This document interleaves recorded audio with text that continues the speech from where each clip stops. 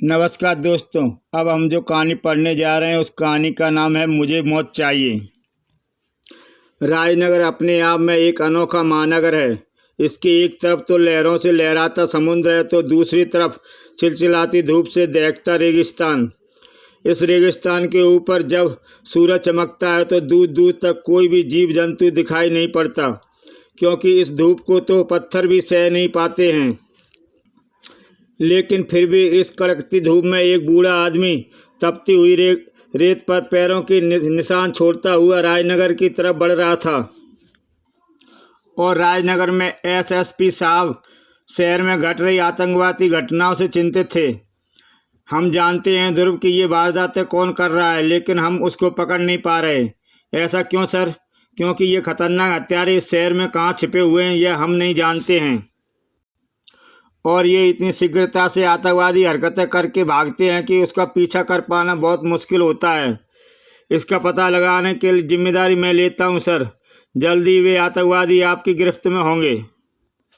और लगभग इसी वक्त शहर के वेस्ट बाजार से गुजरती एक तेज वैन जरा धीमी हुई और उसमें से एक शक्तिशाली हथगोला उछलकर सड़क पर आ गिरा।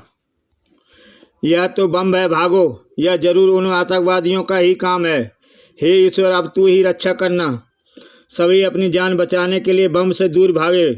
पूरे बाजार में भागदौड़ मच गई, लेकिन भीड़ होने के कारण भागने का रास्ता भी नहीं था। ऐसे में एक बूढ़ा आदमी जिसके कपड़ों से रेत और जैसे चू रही थी बम की तरह बढ़ा और उसने बम उठा लिया। अरे पागल हो गए हो क्या? यह बम फटने वाला है। तुम्हारे चित्थड़े उड़ जाएंगे। मेरे चित्थड़े उड़ जाएंगे। काश इसकी बात सच होती, लेकिन मैं इस बम को ऐसे फटने नहीं दूंगा, वरना कई जानें चली जाएंगी और मैं यह नहीं चाहता कि मेरे अलावा यहाँ कोई और मरे। वह बूढ़ा बम को उठाकर भीड़ से दूर दौड़ा और हथगोले को अपने ही शरीर के नीचे दबाकर लेट गया। अगले ही क्षण बम फट गया, लेकिन शरीर के नीचे दबा होने के कारण धमाके का असर दूर तक नहीं हुआ। यह तो बेहोश हो गया। हाँ, लेकिन आश्चर्य कि इसके शरीर पर तो कहीं खरोच तक नहीं आई। फिर भी इसको अस्पताल तो पहुंचाना ही होगा। इसने अपनी जान देकर हमारी जान बचाई है। आतंकवादी भी यह दृश्य देख रहे थे। देखा जग्गा, हमारे कम से कम 50,000 रुपये पानी में चले गए। हाँ यार, हमको इस बम से मरने वाले हर आदमी पर 5,000 रुपये मिलते और कम से कम 10 तो मरते ही मरते। लेकिन इस कमीने बुढ़ऊ ने हमारी स्कीम चौपट कर दी। सबसे पहले इसी को ठिकाने लगाना पड़ेगा। लेकिन भीड़ तो उसे अस्पताल ले जा रही है। उसे एम्बुलेंस के पीछे चलो। इस घटना की सूचना ध्रुव तक भी पहुंच गई थी और वह बूढ़े से मिलने अस्पताल तक आ पहुंचा था। उसका शरीर ऊपर से तो बिल्कुल ठीक है ध्रुव, लेकिन उसके अंदरूनी चोटें कितनी आई हैं यह तो उसके होश में आने पर ही पता चलेगा। ओह, उस भीड़ में वही एक ऐसा आदमी था जो भयभीत नहीं था। उसने जरूर उन आतंकवादियों को देखा होगा। मेरा उससे मिलना बहुत ज़रूरी है। आई एम सॉरी, वैसे भी अभी वह होश में नहीं है। हम उस पर पूरी वाच रखे हुए हैं ध्रुव। उसके होश में आ जाने के बाद ही कुछ कहा जा सकता है कि वह बचेगा या नहीं। वैसे भी मुझे उम्मीद कम है।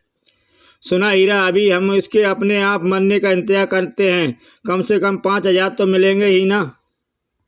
एक आश्चर्य की बात और है ध्रुव, बम के धमाके में उस बूढ़े की खाल इतनी सख्त हो गई है कि वह उसे इंजेक्शन लगाने लगे तो उसकी सुई टूट गई।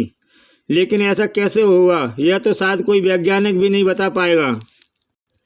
लेकिन ऊपर इमरजेंसी वार्ड में भर्ती उस बूढ़े को धीरे धीरे होश आ रहा था और जैसे ही सुबह की सफ़ेदी आसमान में छाई शुरू हुई वह बिस्तर से उठकर बैठ गया। उसके कपड़े सामने ही टंगे थे। उसने कोट के अस्तर के अंदर से कुछ निकाला। फिर वह चुपचाप बाहर निकला और चारों तरफ सन्नाटा था। वह सधे हुए कदमों से रिसेप्शन पर पहुंचा। उसने सोती हुई रिसेप्शनिस्ट के खुले हाथ में कुछ रखा और बाहर के दरवाजे की ओर बढ़ गया। यह क्या? यह तो वही बुड्ढा है। अरे हीरा, उठ। क्या आफत आ गई बे? उधर देख, कहीं मैं सपना तो नहीं देख रहा हूँ। नहीं, यह तो वही बुड्ढा है जग्गा, लेकिन यह रातों रात ठीक कैसे हो गया? यानी हमारे 5,000 भी गए? अरे नहीं, इसको उतनी चोट नहीं लगी होगी जितनी हम समझ रहे थे, पर इसको अपने मामले में टांग अड़ाने के लिए सबक तो सिखाना ही पड़ेगा। आओ। और इसके कुछ मिनट बाद वही ध्रुव भी अस्पताल आ पहुंचा। डॉक्टर साहब, उस बूढ़े मरीज का क्या हाल है? आओ देखते हैं। अभी थोड़ी देर पहले तक तो वह बेहोश ही था। अरे ये तो रिसेप्शनिस्ट तो सो रही है और इसके हाथ में सोने का सिक्का और चिट कैसी रखी है। इस पर तो लिखा है रूम नंबर 107 का पेमेंट, या तो उस बूढ़े के कमरे का नंबर है। आखिर यह चक्कर क्या है? डॉक्टर, 107 का पेशेंट अपने कमरे में नहीं है। असंभव, वह मरीज चलना तो दूर, हिलने की हालत में भी नहीं था। एक असंभव चीज़ और देखिए, यह खरे सोने का सिक्का लगभग 300 साल पुराना है और वह मरीज ऐसे दुर्लभ सिक्के से अपना बिल अदा कर रहा है। लगता है कोई उसका अपहरण करके ले गया है। अगर ऐसा है तो वे लोग अभी ज़्यादा दूर नहीं गए होंगे। मैं अभी उनको पकड़ता हूँ। उधर दोनों आतंकवादी अपने शिकार को घेर चुके थे। क्या चाहते हो तुम लोग? ओह, तुम दोनों तो वही हो जिन्होंने भीड़ पर बम फेंका था। बड़ी तेज नज़र है बुड्ढे की। जग्गा, लगता है कि तुम दोनों मुझे मारना चाहते हो ना? दिमाग भी तेज है बुड्ढे। जग्गा, तो कोशिश करो मुझे मारने की। हीरा का चेहरा एकदम से कठोर हो गया। मारना तो पड़ेगा ही बुड्ढे। विदेशी सरकार हमें फ्री में पैसे नहीं देती है। और इस बार जग्गा के चेहरे पर आश्चर्य तथा भय के भाव उभर आए, क्योंकि चाकू का स्टील का मजबूत फल बुरी तरह से मुड़ गया था। और ठीक इसी वक्त ध्रुव भी वहां पहुंच गया। या तो वही वृद्ध लगता है और उसके साथ 2 आदमी भी खड़े हैं। इसका मतलब कि ये जरूर वे ही आतंकवादी हैं और ये उस बूढ़े को जान से मारना चाहते हैं। जग्गा, ध्रुव। पलक झपकते ही आतंकवादी ने अपना साल उतार फेंका। घबरा मत हीरा, आज इसकी मौत इसे यहाँ खींच लाई है। और उसकी उंगली शॉल के अंदर छिपे स्टेनगन के ट्रिगर पर दब गई। ऑटोमेटिक स्टेनगन से गोलियों की बौछार ध्रुव की तरफ लपकी, लेकिन वे गोलियां ध्रुव तक नहीं पहुंच पाईं। आतंकवादियों को दूसरा मौका नहीं मिला। धाड़।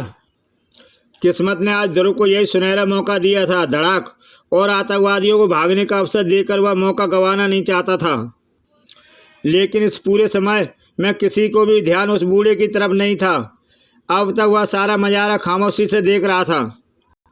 लेकिन फिर ना जाने क्यों उसने ज़मीन पर पड़ी स्टेनगन को उठाकर ध्रुव की तरफ तान दिया।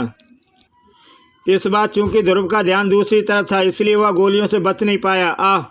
एक गोली ध्रुव की बाँह से रगड़ खाती हुई निकली और वह चीख कर नीचे गिर पड़ा। आओ भागें। आतंकवादी खुद ही आश्चर्यचकित थे। आज उसके शिकार ने उसको बचाया था। लेकिन सवाल और जवाब का वक्त नहीं था। वे वैन में बैठे कर भागे। अब मैं इनको भागने से नहीं रोक सकता। लेकिन इस बूढ़े ने मुझ पर हमला क्यों किया? मैं तो इसी को बचा रहा था। और यह चाकू टेढ़ा कैसे हो गया? और फिर अस्पताल में तुम्हारे सवालों का तो और छोर ही समझ में नहीं आ रहा ध्रुव। ऐसा आदमी कौन हो सकता है जिस पर बम का भी असर ना हो और जिसके शरीर से लगकर चाकू भी टेढ़ा हो जाए? मुझे तो लगता है कि उस बूढ़े का आतंकवादियों से सीधा संबंध है। यह सारा घटनाक्रम उसी की आपसी लड़ाई का नतीजा था। ध्रुव शांत रहा। वह कुछ सोच रहा था।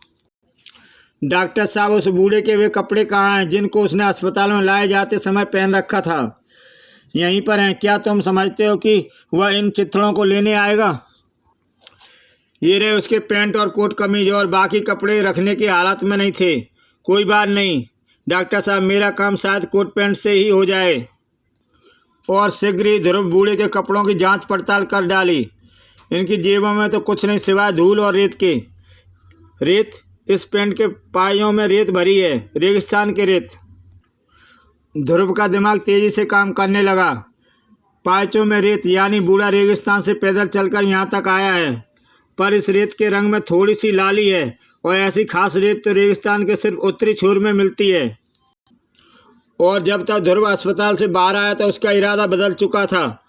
आतंकवादियों को तो मैं पकड़ ही लूँगा। इस वक्त मुझे आतंकवादियों से ज़्यादा दिलचस्पी उस बूढ़े में है। लेकिन दूसरी तरफ आतंकवादियों के गुप्त अड्डे पर तो ये माजरा है। लेकिन तुमने हमारे आतंकवादियों की मदद क्यों की? इन्होंने तो तुम्हारी जान लेने की कोशिश की थी।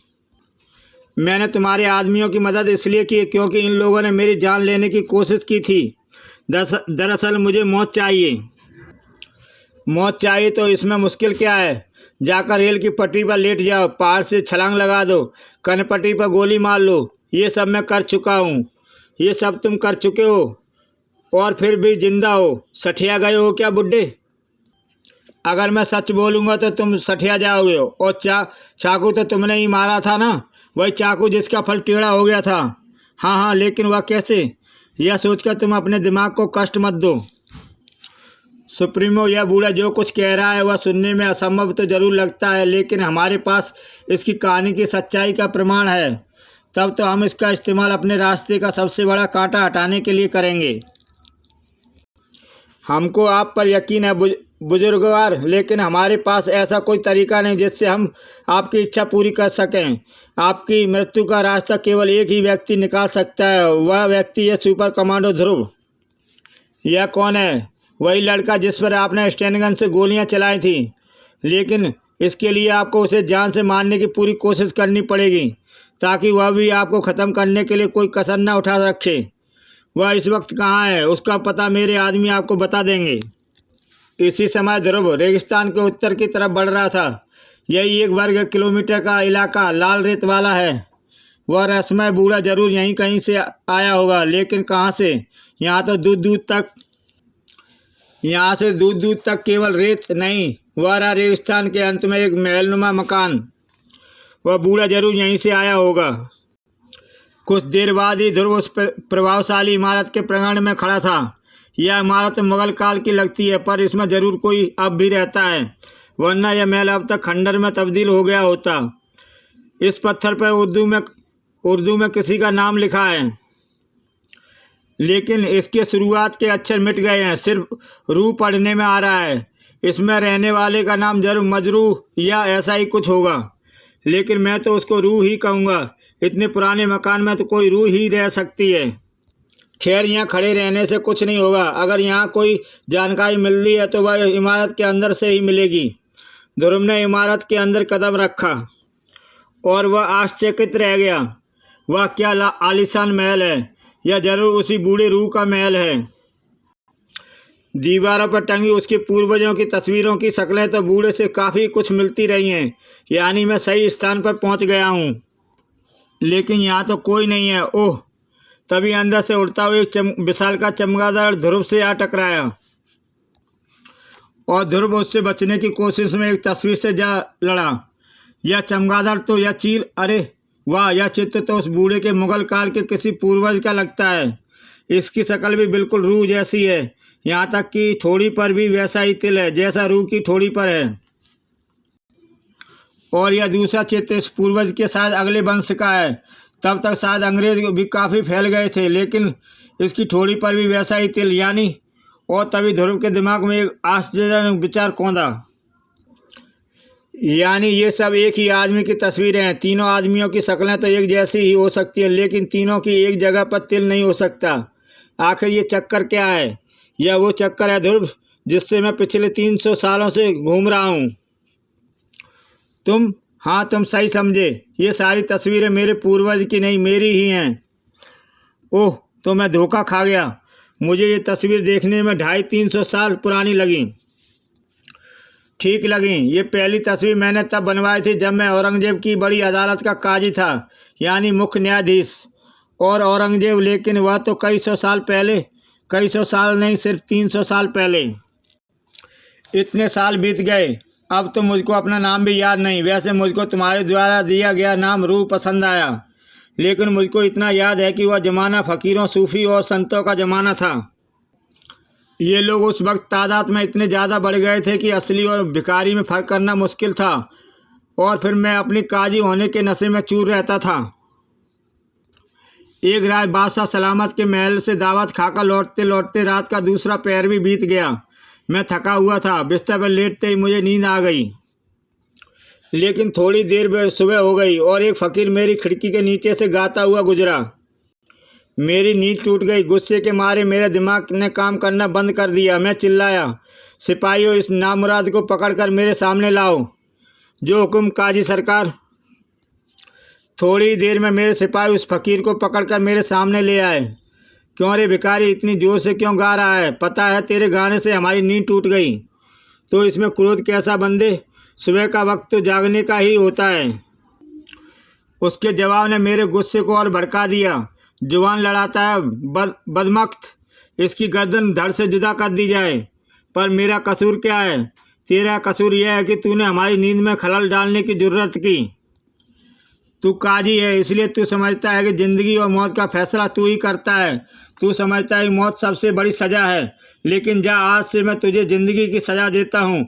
जाकर जी, और तब तक जीता रहे जब तक तुझ में इंसानियत ना आ जाए। जिस दिन तू सच्चे दिल से किसी पर इंसानियत लुटाएगा, तुझे इस ज़िंदगी के नर्क से छुटकारा मिल जाएगा। सिपाहियों, सुन क्या रहे हो? हमारे हुक्म की तालीम हो। सिपाहियों की तलवारें उठी और उस फकीर का सिर जमीन पर आ गिरा।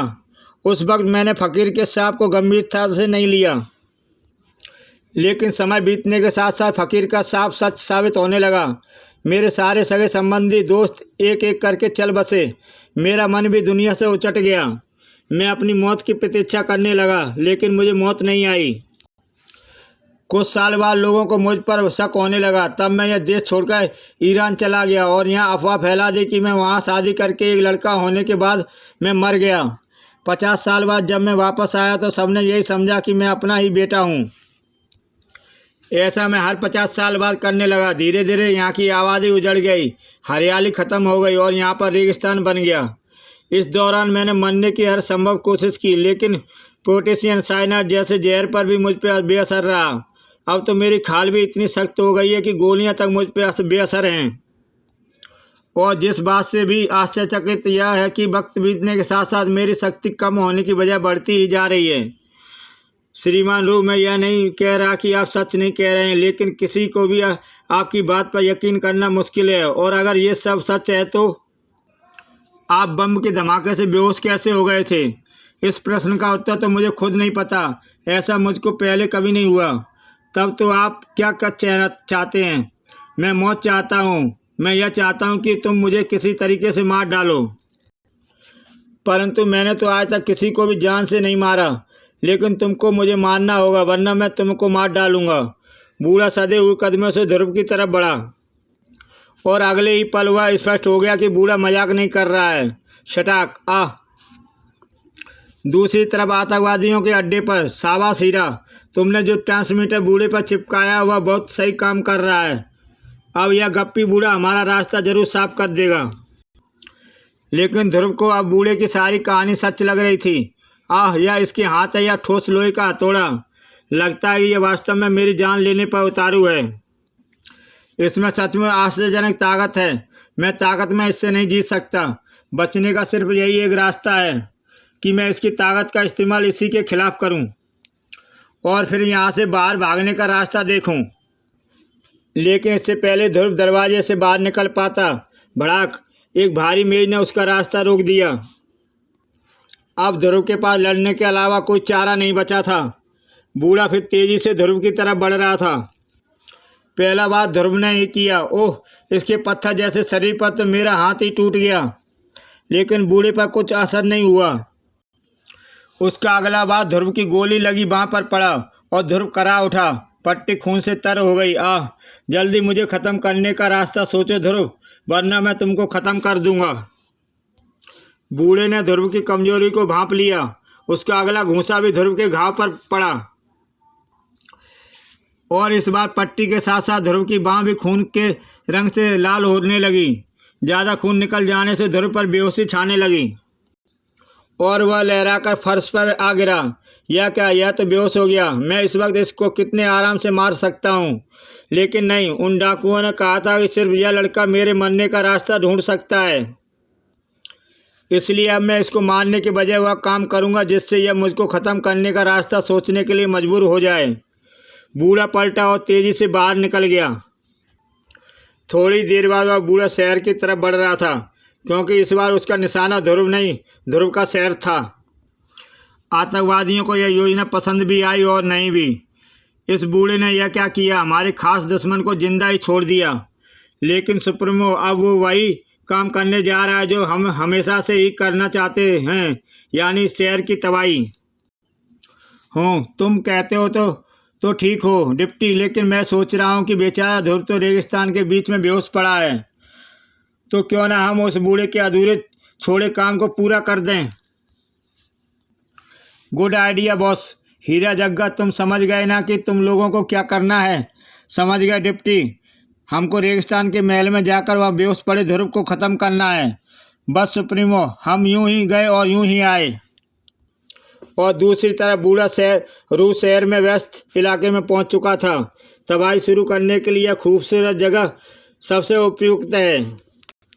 उसने 25 फीट ऊंचे बिजली के मजबूत खंभे पर जोरदार टक्कर मारी, धड़ाक, और बिजली का खंभा टीन की पतली चादर की तरह बीच से मुड़कर सड़क पर आ झुका। और सड़क पर आती सिटी बस पूरी गति से उस खंभे से आ टकराई। कड़ाक।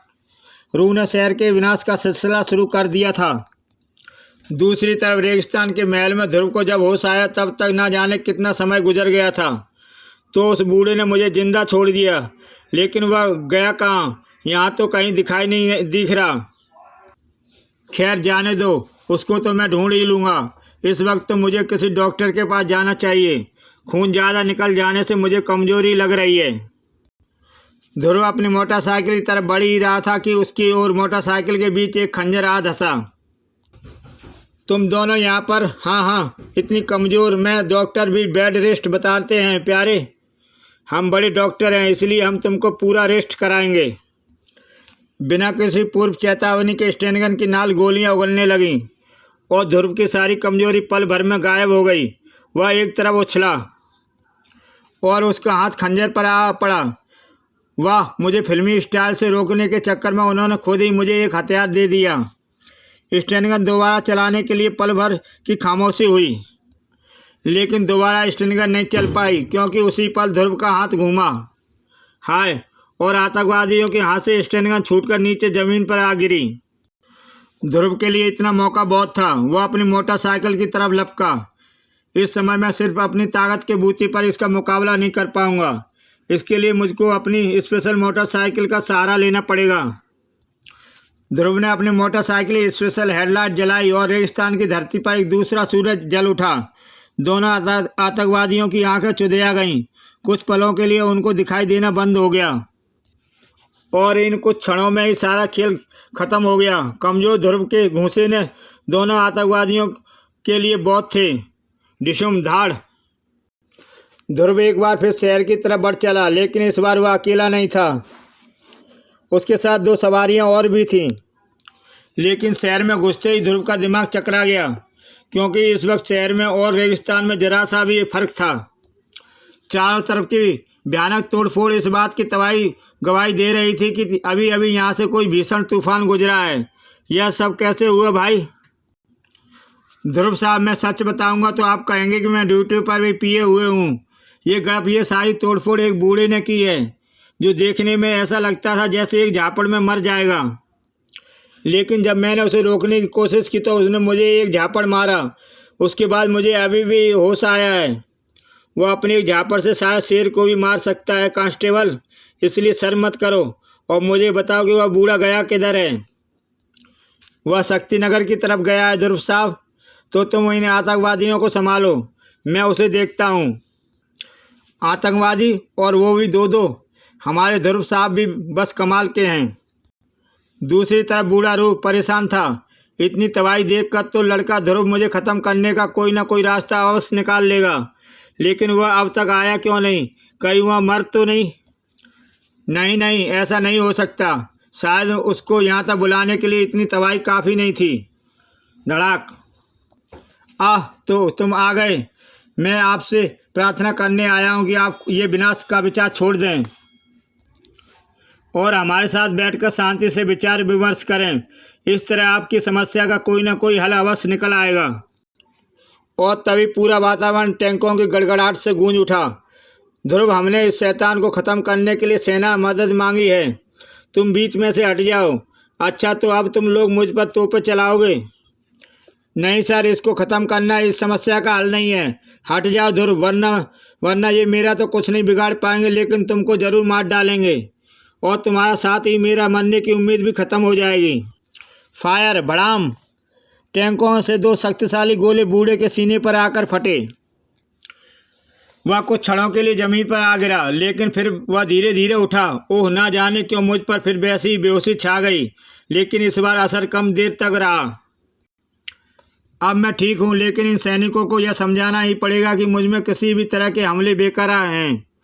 सर, हमला बेअसर रहा और अब वह बूढ़ा हमारी तरफ बढ़ रहा है। सभी इस बूढ़े की हरकत से हैरान थे। अब यह बूढ़ा रूह क्या करेगा? टैंकों को रोकना इतना आसान नहीं है। लेकिन अगले ही कुछ क्षणों में ध्रुव को अपने सवाल का जवाब मिल गया। आश्चर्यजनक, लेकिन टैंकों के हमले ने मुझे यह समाधान दे दिया है कि जिससे मैं रूह को शायद रोक सकूंगा। लेकिन इसलिए मुझे रूह को फैक्ट्री एरिया की तरफ ले जाना पड़ेगा। ध्रुव, रुक जाओ, अब मुझसे बचकर भागना असंभव है। बिना मुझे मारे तुम यहाँ से नहीं जा सकते। मैं तुम्हारा पीछा दुनिया के अंत तक नहीं छोड़ूंगा और इस बार तुमको ख़त्म करके ही दम लूँगा। ठीक है रूह, क्योंकि अगर तुमने मेरा पीछा छोड़ दिया मेरी योजना चौपट हो जाएगी। दूसरी तरफ आतंकवादी अपने ट्रांसमीटर पर पूरा घटनाक्रम सुन रहे थे। ये ध्रुव यहाँ कैसे पहुँच गया? इसका मतलब है कि जग्गा और हीरा अपने काम में असफल रहे। अब तो इस काम के लिए मुझे खुद ही जाना पड़ेगा। तुम सब लोग अपने अपने हथियार लेकर तैयार हो जाओ। इस बार ये मौका हमारे हाथ से नहीं निकलना चाहिए। उधर ध्रुव बूढ़े को खींचता हुआ शहर से बाहर ले आया। अपने प्लान के मुताबिक मैं इसको खोखो फैक्ट्री एरिया तक तो खींच लाया। अब देखना यह है कि मेरा प्लान काम करता है या नहीं। खोखो, ओह, यहाँ पर कैसी अजीब अजीब सी गंध आ रही है। उधर ध्रुव के पीछे दौड़ता हुआ बूढ़ा अचानक रुक गया। ओह, मुझ पर फिर से बेहोशी छा रही है। ये महक कैसी लगती है कि मुझे इस महक से कारण बेहोशी आ रही है। मैं इस गंदी बू की जड़ को ख़त्म कर दूंगा और वह जड़ ये इमारत है जहाँ से यह बू आ रही है। भागो, ये तो वही बूढ़ा है जिसके बारे में रेडियो से विशेष सूचना आ रही है। घबराओ मत, न्यूज़ से साफ कहा गया कि इसने अब तक किसी की जान नहीं ली है। बूढ़े को किसी की जान लेने में कोई दिलचस्पी नहीं थी। वह तो उस दम घोंटने वाली महक के स्रोत को नष्ट करना चाहता था। रूह तो उस फैक्ट्री में घुस गया, यानी अब वह मेरा काम और आसान हो गया। टैंकों के हमले से यह साफ हो गया कि रूह वायु प्रदूषण नहीं सह पाता, क्योंकि यह आज से 300 साल पहले का मनुष्य है, जब वह वायु प्रदूषण ना के बराबर था। इसलिए यह सबसे पहले बम के धुएं से रात भर बेहोश रहा, लेकिन धीरे धीरे यह वायु प्रदूषण का थोड़ा आदी हो गया, क्योंकि टैंकों के हमले के कारण हुए धुएं ने इस पर ज़्यादा असर नहीं किया। यही कारण है जिससे मैं रूह को फैक्ट्री एरिया में खींच लाया, जहाँ पर दो वायु प्रदूषण इतना ज़्यादा है कि उसको हम लोगों तक सह नहीं पाते। इधर ध्रुव अपने विचारों में खोया हुआ था और उधर रूह लगभग पूरी फैक्ट्री तबाह कर चुका था। लेकिन बूढ़ा रूह यह यहीं पर गलती कर गया, क्योंकि वह गंध से स्रोत को ख़त्म करने के चक्कर में उस स्रोत के पास आ गया था। उसका दम और तेज़ी से घुटने लगा और वह अपने होश खोकर एक बार फिर नीचे आ गिरा। ओह, बेहोश होते होते भी इसने पूरी फैक्ट्री तबाह कर दी, लेकिन इस कीमत पर भी इसका पकड़ पाना सस्ता सौदा है। तभी जलती हुई फैक्ट्री के टूटे गेट से एक गाड़ी अंदर दाखिल हुई। वह ट्रांसमीटर के सिग्नलों ने हमको बिल्कुल सही जगह पर पहुंचा दिया। अब हम इससे जग्गा और हीरा की गिरफ्तारी का बदला लेंगे। जग्गा और हीरा, ये तो शायद उन आतंकवादियों के नाम हैं, यानी ये सब उनके ही साथी हैं। गोली मार दूं सुप्रीमो? नहीं, यह छोकरा इतनी आसानी मौत के काबिल नहीं है। सबसे पहले इसको जग्गा और हीरा की कीमत चुकानी है और वह कीमत इससे मेरे घूंसे वसूल करेंगे। लेकिन इसी बीच अगर यह मुझ पे पलट कर वार करे तो इस पर बेझिझक गोली चला देना, और जब तक यह मेरे हाथों से अपनी हड्डियां तुड़वाता रहेगा तब तक खामोशी से तमाशा देखना। यह तो पक्का है कि मेरे पलटवार करते ही मुझ पर तनी गोलियां मेरा शरीर को छलनी कर देंगी। इसलिए मौका मिलने तक मार खाने के अलावा और कोई चारा नहीं। ध्रुव जमीन पर आ गिरा, उसका बदन कांच के टुकड़ों पर आ गिरा और ध्रुव ने इस मौके का भरपूर फायदा उठाया। उसने देखते ही देखते पैतरा बदला और सुप्रीमो का शरीर एक मजबूत शिकंजे में कस गया। उसकी गर्दन पर एक टूटे कांच ने धारदार टुकड़ा आ लगा। अपने आतंकवादियों से कहो कि वे 5 सेकंड के अंदर अपने हथियार पानी की टंकी में फेंक दें, वरना वो फेंक दो। एक के बाद एक कई छपाके हुए और भारी भारी हथियार पानी के तल में बैठने लगे। छपाक। शाबाश, अब तुम सब अपनी जीप में चलकर बैठो और पुलिस के आने तक अच्छे बच्चों की तरह चुपचाप इंतजार करना। लेकिन फैक्ट्री की ध्वस्त हो चुकी इमारत से मलबा अब भी गिर रहा था। अब तक कमज़ोर लगने के बावजूद ध्रुव होश में काम कर रहा था, लेकिन इस भयानक चोट को वह सह नहीं पाया। किस्मत हमारे साथ है डिप्टी, अब इसको भून डालो। लेकिन सुप्रीमो, सारी बंदूकें तो हमने पानी की टंकी में फेंक दी हैं। कोई बात नहीं, आदमी को मारने के 50 तरीके होते हैं। इस लौंडे को खंबे से बांध दो और ना तो तू जाकर गाड़ी से पेट्रोल का कनस्तर निकाल ला। देखते ही देखते सारा इंतजाम हो गया। अब सिर्फ एक चिंगारी की देर थी और ध्रुव के चारों तरफ से भयानक लपटें भभक उठीं। लेकिन अब तक फैक्ट्री का प्लांट जल चुका था और रसायनों की महक, जिसने बूढ़े रूह को बेहोश की कैद में जकड़ रखा था, खत्म हो गई थी। अब रूह को होश आ रहा था। आंख खोलते ही उसकी नज़र जिस दृश्य पर पड़ी, उससे रूह को क्रोधित कर दिया। ये डाकू ध्रुव को जला देना चाहते हैं, उस लड़के को जिसने मैं हर संभव तरीके से परेशान किया, लेकिन फिर भी इसने मेरी ही जान बचानी चाहिए। इस बुरे काम के लिए इन डाकुओं को जो दो जख्म की आग में जलना पड़ेगा सुप्रीमो। लेकिन इससे पहले कि खुशी में डूबे आतंकवादी कुछ समझ पाते, धड़ाक, रूह का प्रचंड गुस्सा उन पर कहर बनकर टूट पड़ा। लेकिन आखिरी आतंकवादी की किस्मत तेज थी, क्योंकि तभी ध्रुव की एक तेज करार ने रूह का ध्यान अपनी तरफ खींच लिया। वह तेजी से ध्रुव की तरफ लपका। ओह, मुझे इस लड़के की जान बचाकर इसके एहसानों का बोझ उतारना ही पड़ेगा। अब तक ध्रुव के बूट सुलगने की गंध वातावरण में फैलने लगी थी, लेकिन रूह के एक शक्तिशाली झटके से रस्सी के टुकड़े टुकड़े हो गए। पलक झपकते ही रूह ध्रुव को अगले आग से बाहर निकालकर सुरक्षित स्थान पर ले आया। ध्रुव, होश में आओ। ध्रुव ने धीरे धीरे आंखें खोली। और रूह, ये तुमको क्या हो रहा है? तुम्हारे चेहरे पर ये खाल गायब हो रही है। हाँ ध्रुव, आज मैंने 300 सालों में पहली बार अपना स्वार्थ भूलकर किसी की जान बचाकर सच्ची इंसानियत का काम किया है। फ़कीर के साहब के मुताबिक अब मुझे ज़िंदगी से छुटकारा मिलेगा। ध्रुव की विस्मित आंखों के सामने रूह का शरीर धीरे धीरे मिट्टी में मिल गया। जीप रोको राम सिंह, वारा ध्रुव, लेकिन वह बूढ़ा कहीं दिखाई नहीं दे रहा। वह बूढ़ा कहाँ गया ध्रुव? हमको तो उसे हर कीमत पर पकड़कर कानून के हवाले करना है। अब उसको कोई नहीं पकड़ सकता सर। वह जहाँ से आया था वहीं वापस चला गया है। अब हमारा शहर सुरक्षित है। और ना जाने क्यों ध्रुव की आंखों में 2 आंसू टपक पड़े। इसी के साथ दोस्तों ये कहानी समाप्त होती है। जय हिंद।